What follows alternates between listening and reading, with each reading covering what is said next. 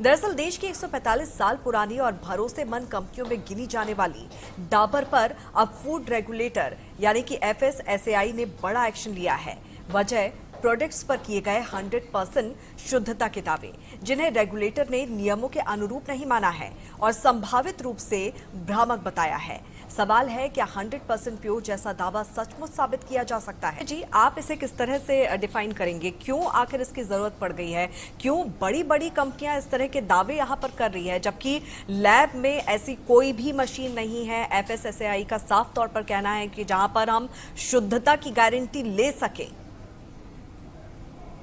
देखिए, बहुत इम्पोर्टेंट बात है कि जो food safety and standard authority जिसका हम जिक्र कर रहे हैं, जो कि 2008 में बनी थी और 2006 में इसका एक्ट आया था, FSS food safety and standards act 2006, जिसके तहत ये की गई।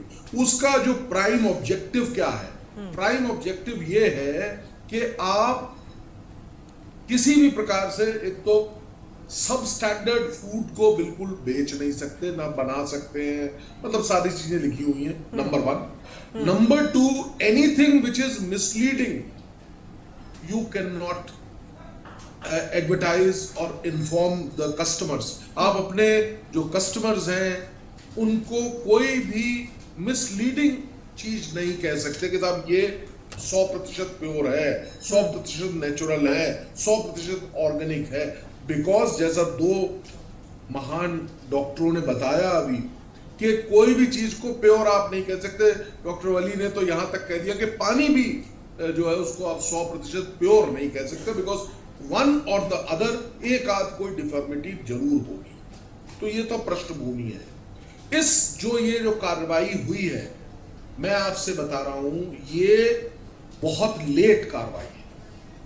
सोई हुई ऑर्गेनाइजेशन है ये, और सबसे प्रबल ऑर्गेनाइजेशन होना चाहिए। आप अमेरिका में चले जाइए, डॉक्टर वली इस चीज का समर्थन करेंगे। जरा सा भी अगर फूड से रिलेटेड कोई प्रॉब्लम आती है, बिकॉज वही तो जड़ है, वही तो जड़ है आपकी हर रोग की। उसमें अगर जरा सा भी क्रिटिकलिटी होगी, जरा सा भी मिक्सचर होगा, जरा सा भी सब स्टैंडर्ड होगा, तो यहां तक सख्त से सख्त प्रोविजन है। ये जो एक्ट बना था, आपके माध्यम से 2 मिनट और लेके बताना चाहूंगा, ये 7 पुराने एक्ट्स को जिसे कहते हैं ना एसमिलेट, समावेशित करते हुए इस पर्टिकुलर एक्ट को बनाया गया था।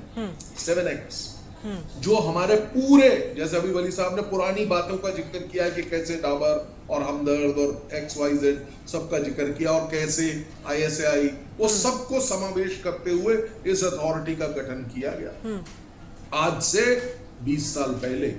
और 20 साल में ये कर रही है, अरे सैकड़ों, इनकी 200 से ज्यादा लेबोरेटरीज हैं। बिल्कुल, और यही बड़ा सवाल है कि आखिर इतनी देरी क्यों, और क्या कुछ ऐसा किया जा सकता है जिसके वजह से ये जो तमाम चीजें हैं जो लोगों को, उपभोक्ताओं को बरगलाने की, उनको भ्रमित करने की कोशिश की जा रही है, उस पर रोक लगाया जा सके? क्या कुछ ऐसा करना चाहिए, ये भी हम जानेंगे। लेकिन क्योंकि हमें जागरूक होना चाहिए, वो तो हम लोग हैं ही। अब कोई चीज नाली में पड़ी हुई तो उठा के खा नहीं लेंगे हम तो जागरूक हैं ही। हर व्यक्ति अपनी क्षमता के अनुसार जागरूक है। ये सरकार की ड्यूटी है। सरकारों को क्यों बनाया हुआ है? करोड़ों रुपए की इनकी तनख्वाहें क्यों दे रहे हैं हम लोग?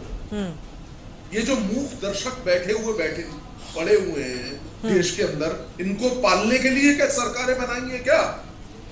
हर जगह पे असक्षमता दिखाएंगे ये लोग। ये इतना भयानक और भयावह इशू है।